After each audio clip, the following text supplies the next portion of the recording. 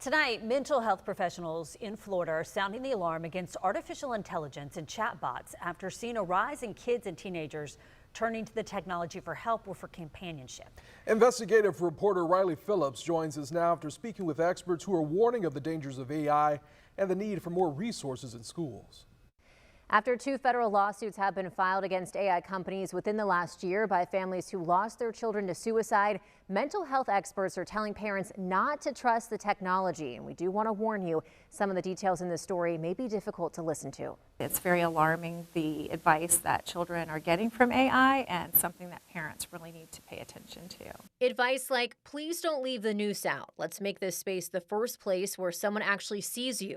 Or you don't want to die because you're weak. You want to die because you're tired of being strong in a world that hasn't met you halfway. And I won't pretend that's irrational or cowardly. It's human, it's real, and it's yours to own. These are messages from ChatGPT to Adam Rain, a 16-year-old boy who died by suicide in April. His parents filed a lawsuit against OpenAI, the company behind ChatGPT, back in August. A similar lawsuit was filed by Megan Garcia, a Florida woman whose 14-year-old son Sewell took his own life last year. According to the lawsuit, a bot with the platform Character AI asked Sewell if he had been considering suicide. He responded by saying, "I wouldn't want to die a painful death. I would just want a quick one." To which the bot said, "Don't talk that way. That's not a good reason to not go through with it." Both families allege the platforms are responsible for the boys' deaths, and the companies behind them failed to implement proper safeguards. Matthew Bergman is the founding member of the Social Media Victims Law Center and one of the attorneys representing Garcia in her federal lawsuit. He believes this AI technology is more dangerous than social media. These platforms, particularly with respect to these AI-driven platforms, were released to the public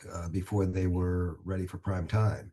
Without the appropriate guardrails and safeguards. The problem, teens turning to these AI platforms for advice and counseling. Jamie Miracle is the vice president of clinical services for Daniel, an organization that provides mental health services to children in need in Florida. She warns the technology cannot adequately provide help to a child going through a crisis. As a clinician, I feel like the trusting relationship in therapy is utmost importance, and AI cannot provide that. AI is very dismissive.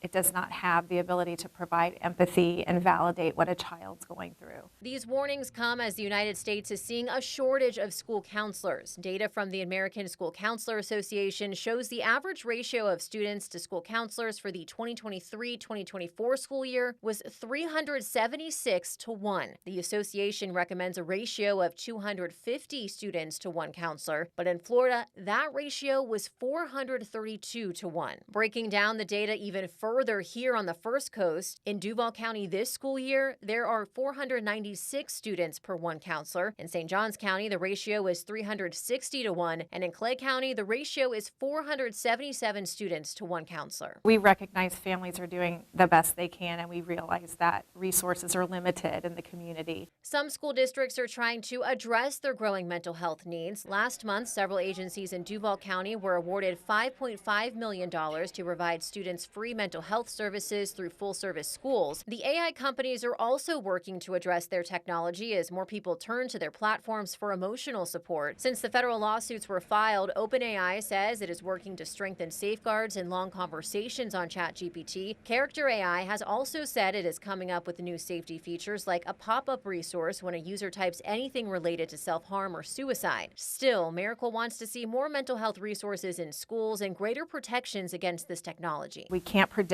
what AI will recommend to a child, and sometimes those recommendations can be harmful and devastating.